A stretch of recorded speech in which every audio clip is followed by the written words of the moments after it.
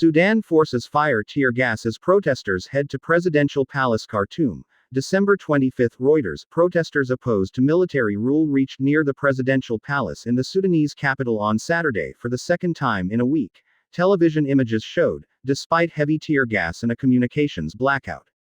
A Reuters witness said security forces fired tear gas to disperse the crowds on a 10th day of major demonstrations since an October 25 coup. The Central Committee of Sudanese doctors said 178 people were injured during Saturday's protest, with 8 caused by live bullets. In separate statements, the committee said security forces entered Khartoum Hospital and Port Sudan Hospital. Protests against the coup have continued even after Abdallah Hamdok was reinstated as prime minister last month.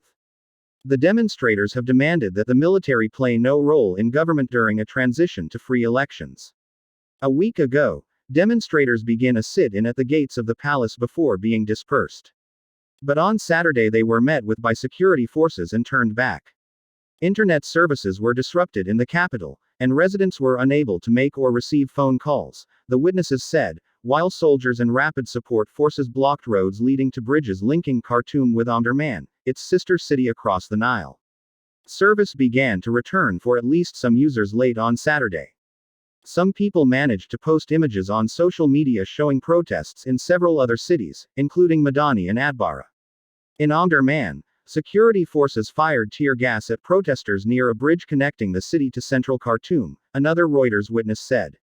Departing from peacefulness, approaching and infringing on sovereign and strategic sites in central Khartoum is a violation of the laws, Suna State News Agency reported, citing a provincial security coordination committee.